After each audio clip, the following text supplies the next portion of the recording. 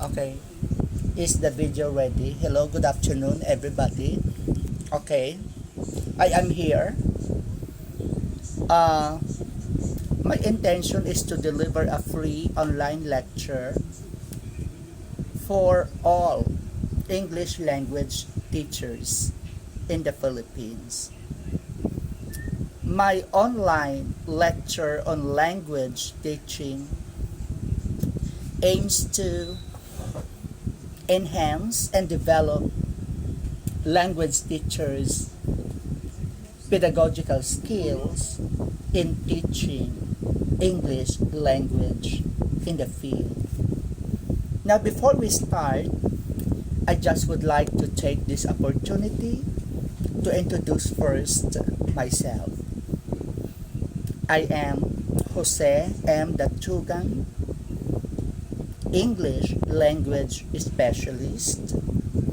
I finished my master's degree at the Philippine Normal University, Manila, with the degree in Master of Arts in Education with specialization in English language teaching, with my MA thesis entitled Oral Compensation Strategies Employed by ESL Learners at Marikina High School.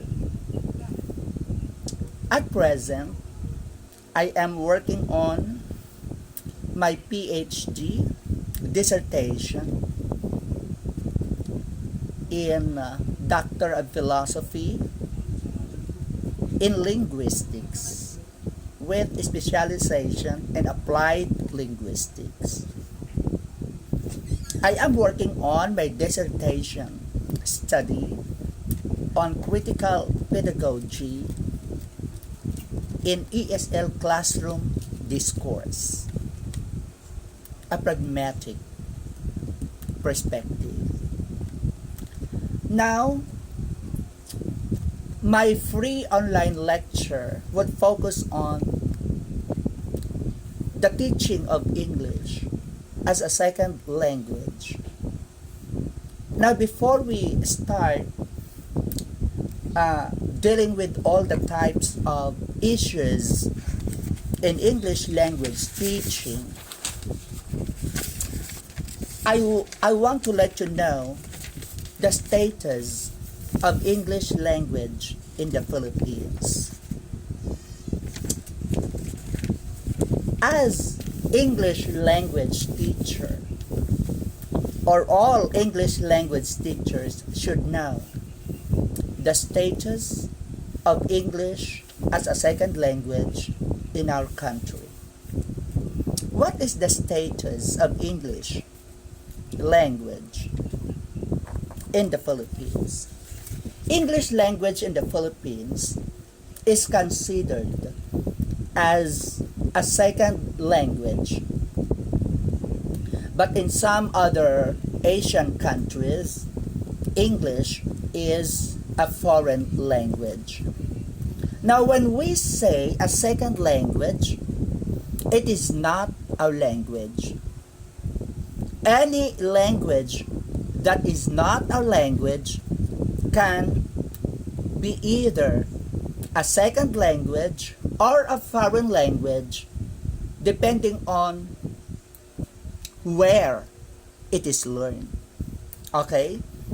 Now, I have to discuss briefly and comprehensively what do we mean when we say English as a second language and English as a foreign language.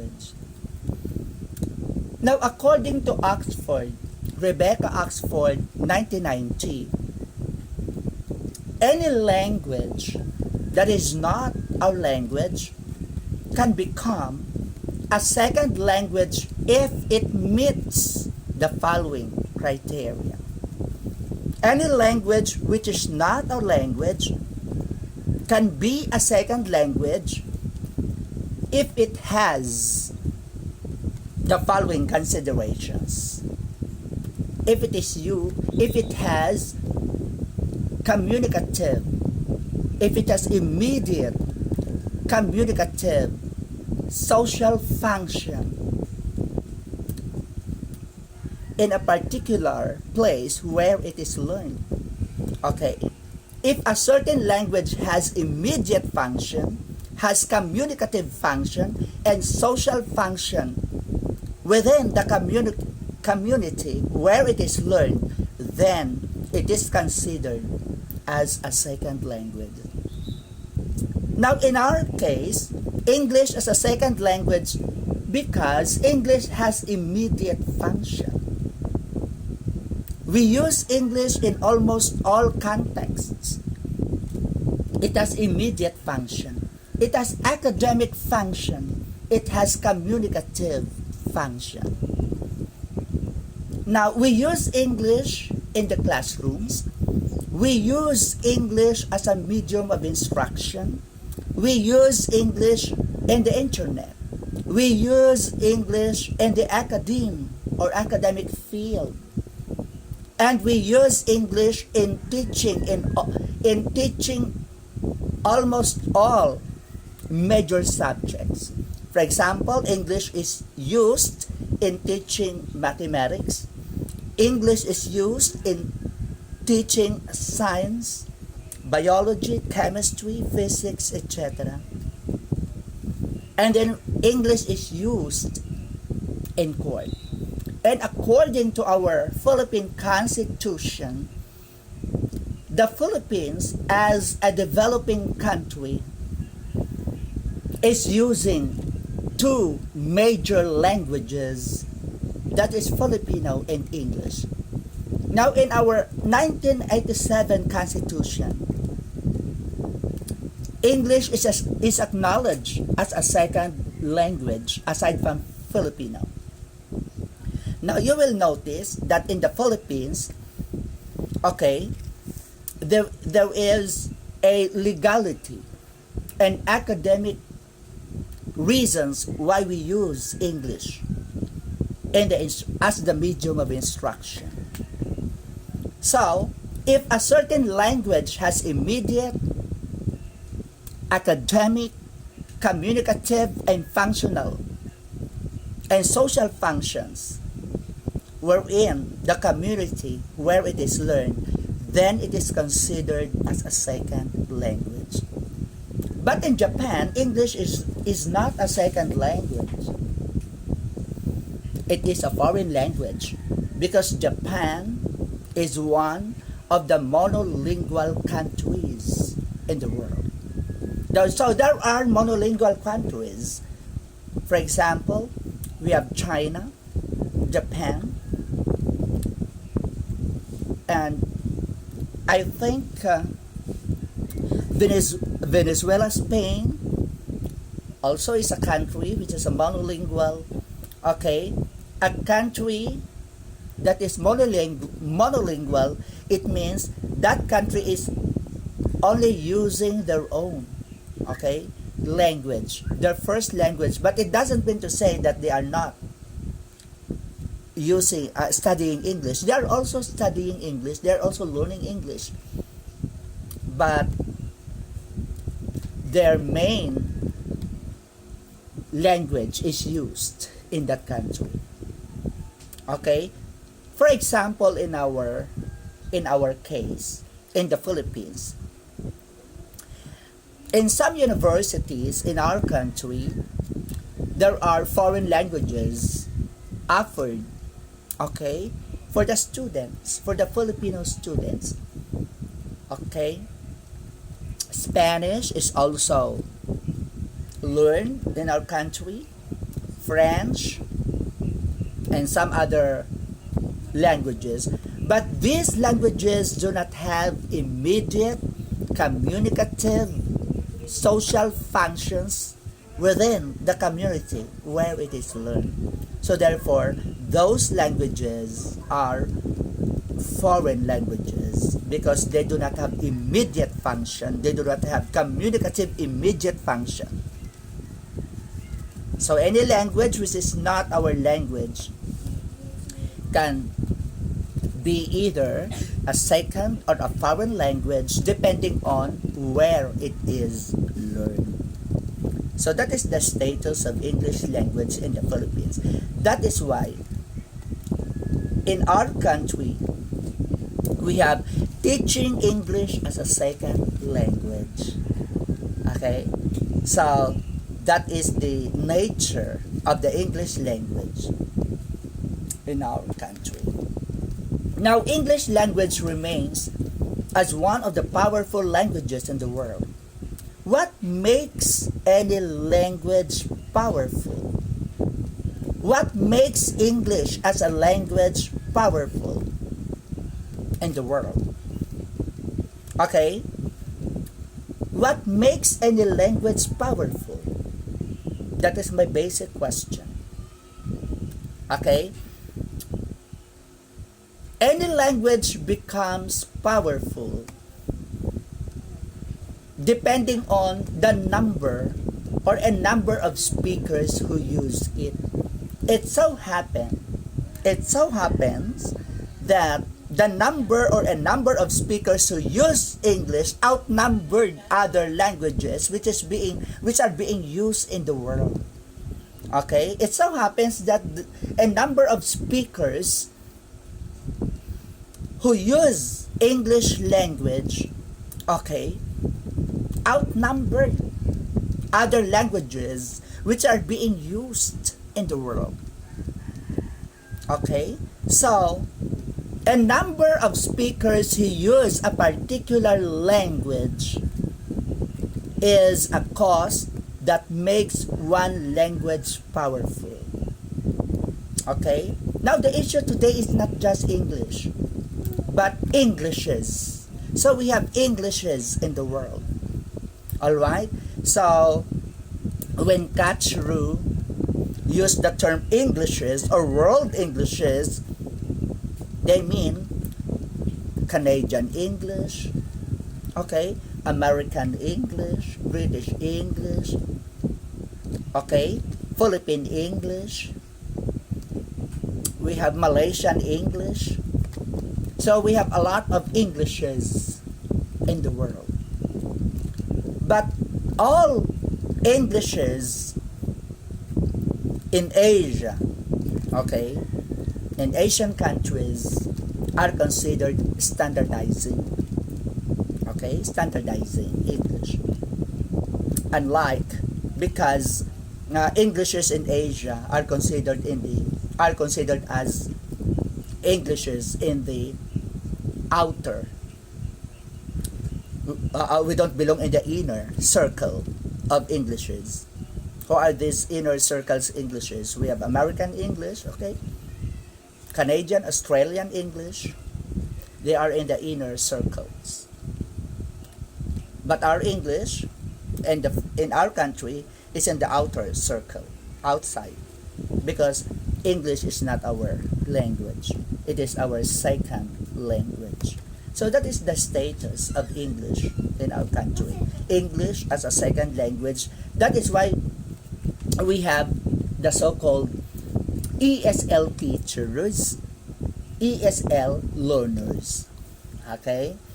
When we say ESL teachers, we have teachers teaching English as a second language.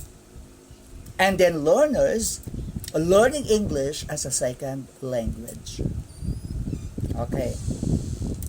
So when Oxford says English as a second language, it simply means that English in our country has immediate, communicative, social functions within our community where it is learned.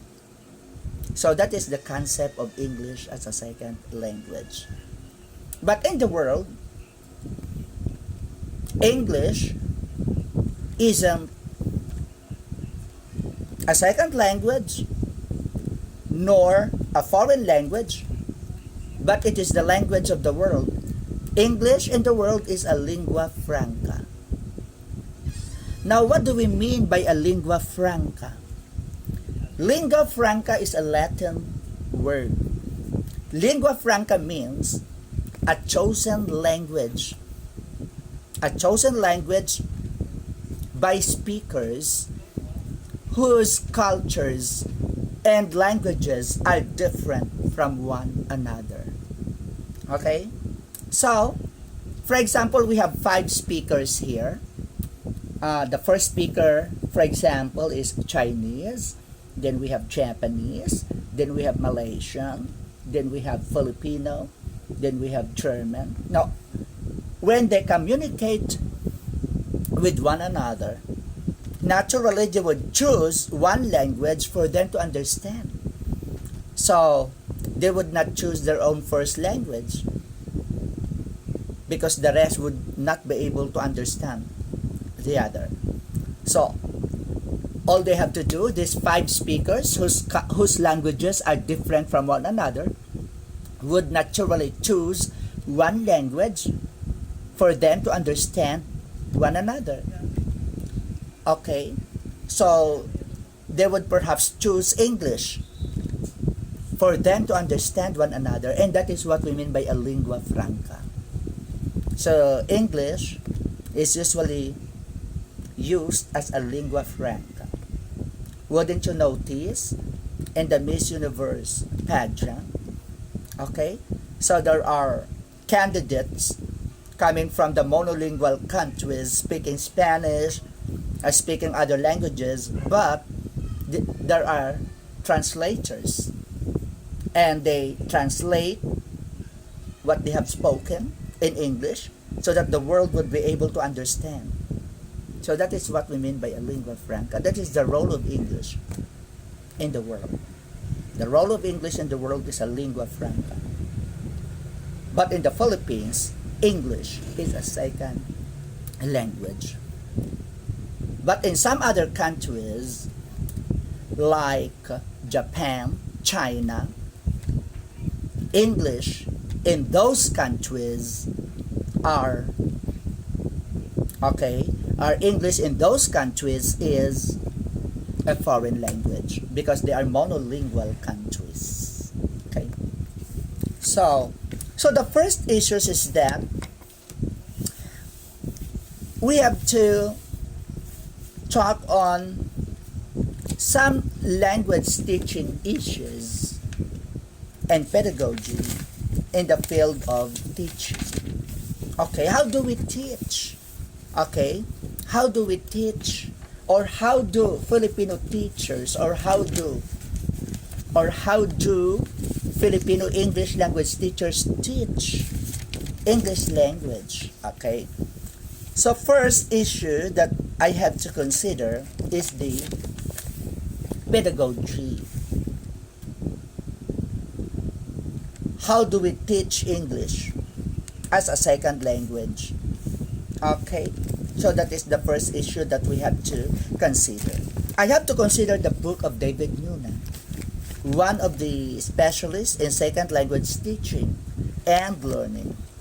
Okay, the nature of language teaching in the Philippines. Okay, now most teachers conform to traditional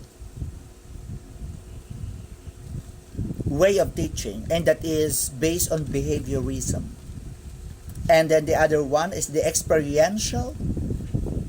Okay, the view of constructivism.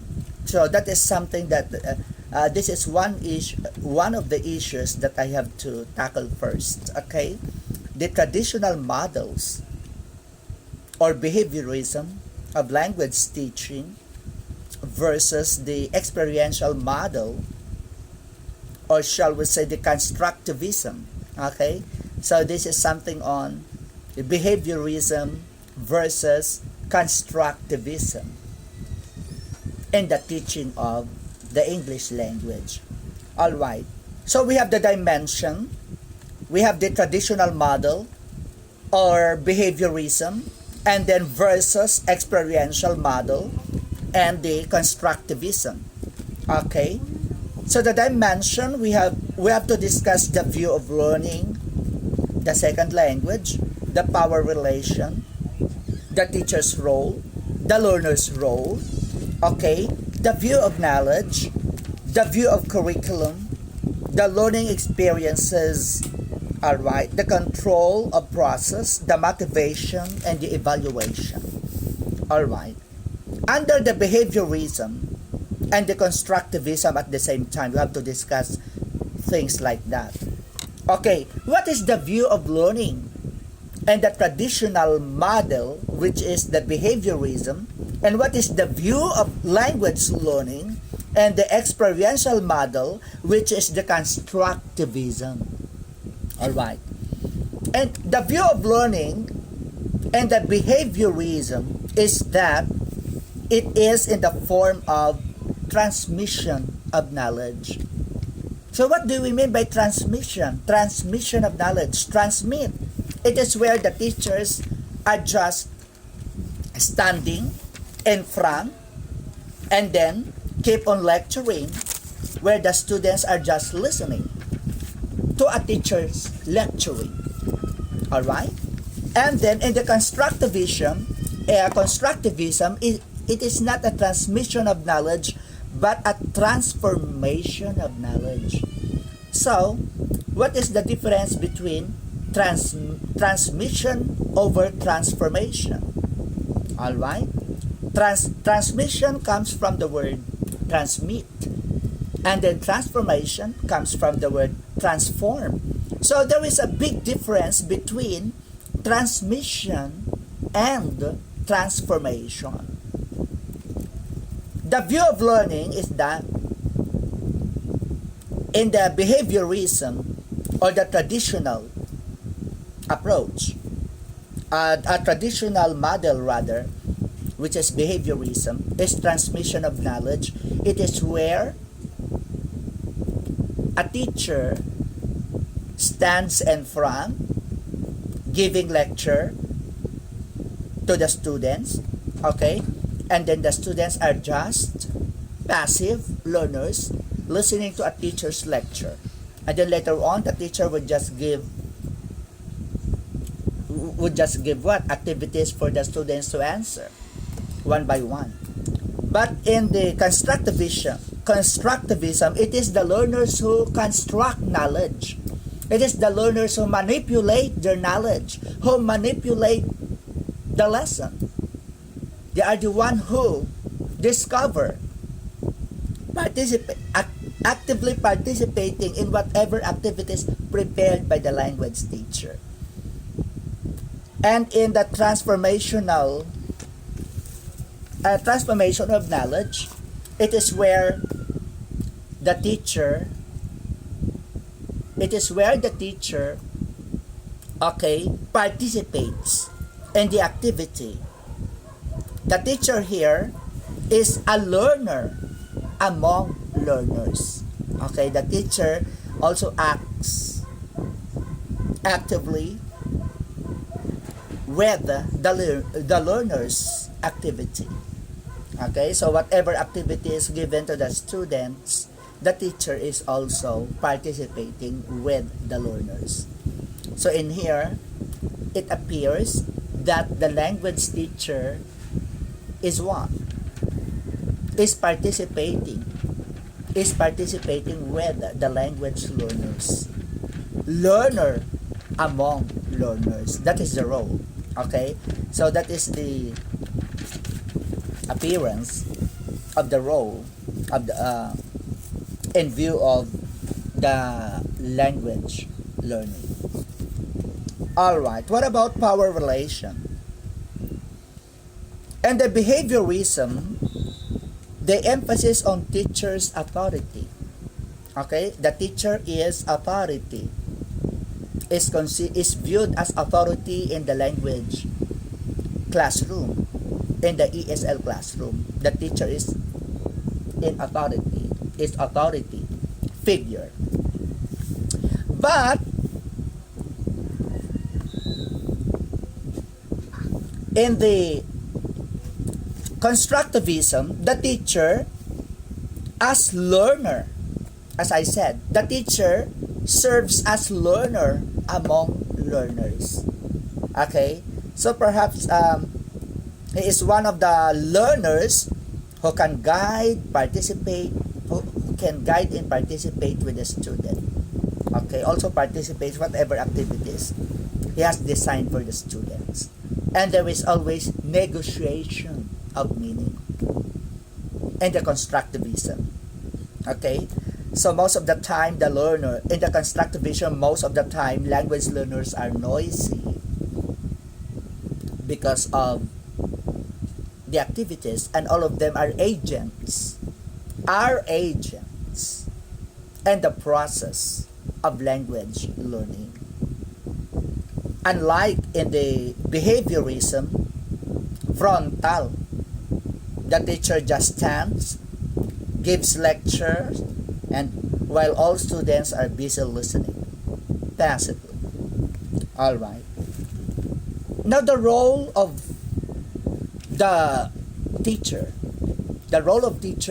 in behaviorism and constructivism. Okay. The teacher's role in the behaviorism is that the teacher is mainly providing frontal instruction, a professional socialization as individual autonomy. Okay, frontal instruction. Okay, frontal. So, from the start of the class until the end of the class, okay, the teacher just stands in front. Okay, stands in front, and where all students are seated, listening actively to what is teacher saying, to what is teachers giving. The students are just directed to whatever task is given to them, and then they would just do individually. That is the scenario or the context and the behaviorism. But in the constructivism, there is always active participation, largely in collaborative small groups. Okay, so the students are usually grouped. The students are usually grouped for a work, to work collaboratively. That is the classroom, the contextual classroom in the constructivism. The students are usually grouped to work together to come up with the main objective of whatever objective, okay, indicated in the lesson or in the curriculum. All right. The learner's role. In the behaviorism, the learner's role is relatively passive. Okay? Recipient of information, mainly individual work. They are just passive. Recipient of whatever, okay, lecture, whatever input the teacher is giving them. But in constructivism, there is always active participation. Okay? There is always active participation. Learners are usually grouped to work together. Learners are usually grouped to actively participate. All right? And the view of knowledge. What is the view of knowledge in behaviorism? In behaviorism, the knowledge is presented as certain application and then problem solving. Knowledge is fixed, lessons are fixed. Okay? Only the teacher has the authority to decide what to teach, to decide what to learn, to decide what to discuss in the classroom. That is in the behaviorism point of view. But in constructivism, Okay, there is always a construction of personal knowledge, identification of problems.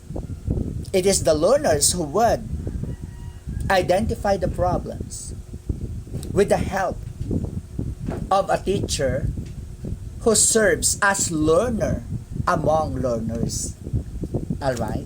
So that is in the view of constructivism. What about the view of curriculum? The view of curriculum in the behaviorism and view of curriculum and the constructivism. Okay. The view of curriculum and the behaviorism. Curriculum is static. Static. Not moving. Okay. Hierarchical. Grading of subject matter. Okay. Predefined content and product.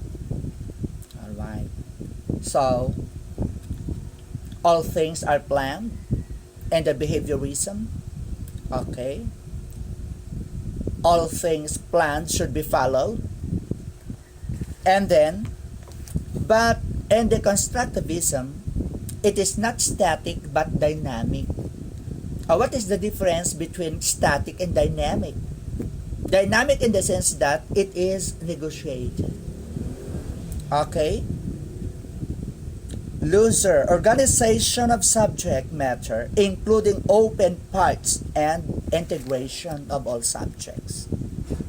So there are integrations in teaching language. So you can integrate some other disciplines in teaching language, like science, biology, chemistry are integrated. Okay. Or even in the use of sentences. Okay, we can use concept from science in giving sentences in teaching language. For example, when you are teaching prepositional phrases, for example. Okay, so the sentence must be meaningful and coming from other discipline. We can say, the sun rises in the east and sets in the west. So what are the prepositional phrases used in that sentences? The sun rises in the east. In the east is your prepositional phrase. So when you say the sun rises in the east, it is not just language that you are teaching. It has something to do with what? Science. Okay? Now, your target, now in that concept, you are not only teaching language, but also some knowledge coming from other areas. Okay? So when you say the earth revolves around the sun, it has something like that. Okay? So it is meaningful. That is in the case of constructivism. Alright? Dynamic. It means to say there is always a participation from the students to decide. Okay? To even decide what activities we can offer them. Okay, meaningful activities we can offer to the students, and they can also suggest. And the constructivism, okay, they can also negotiate with their teacher. All right.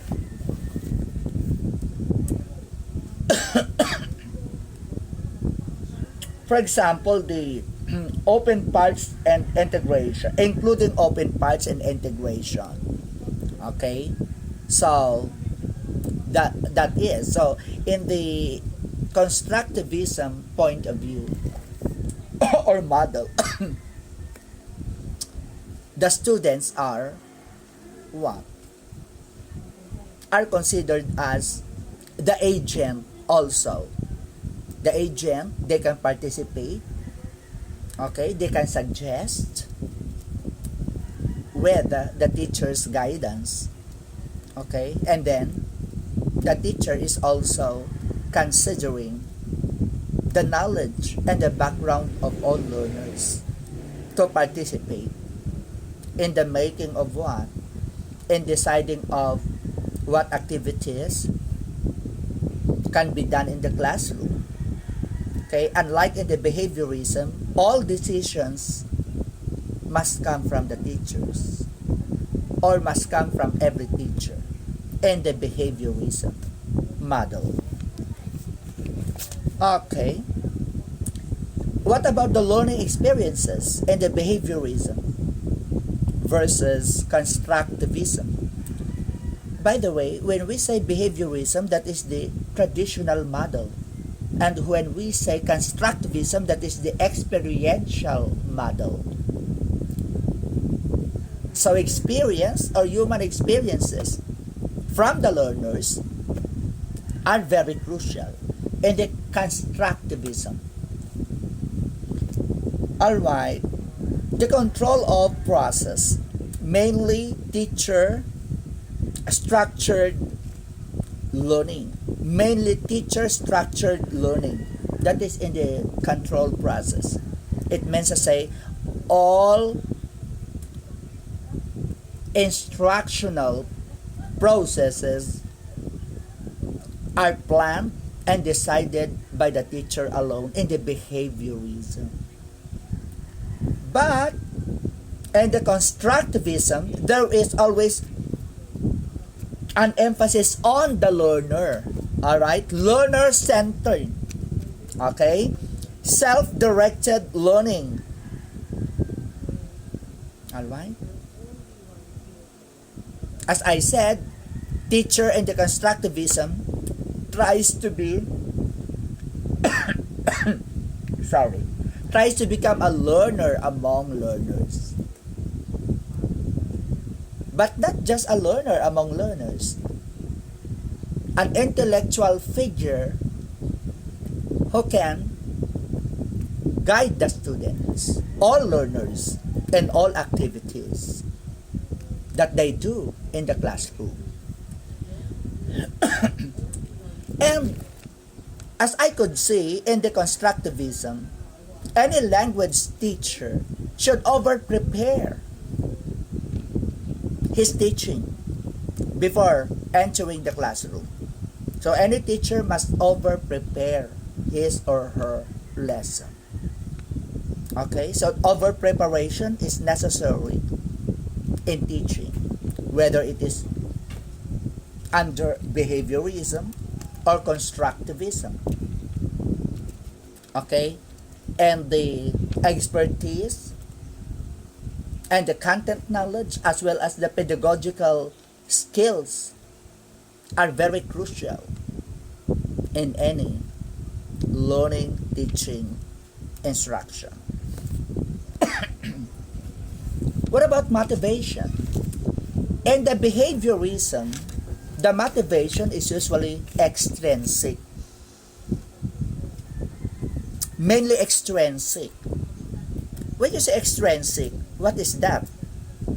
Can be touched, tangible. Alright?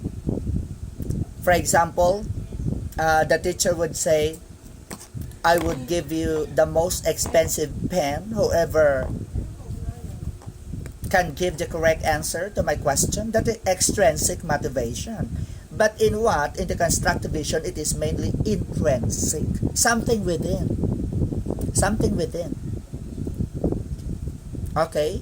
Whether rewards or no rewards, they are intrinsically motivated to learn the language. Okay? That is in the case of constructivism. So in the case of evaluation, okay, mainly, again, the product oriented. That is in the behaviorism model or the traditional model, mainly product oriented. And then achievement testing, okay, like inferencing, all right, test, okay, written test, okay, mainly extrinsic. But in constructivism, process oriented, okay. So here the student should perform something. Every student should perform what he knows, what she knows. So there is always there is always process-oriented. Okay, reflection and process, self-assessment. Okay, so this is in the case of the constructivism or the experiential model. Okay, so let's continue next meeting our discussion. Okay, as of now, I have to say goodbye. O ito na, Sally.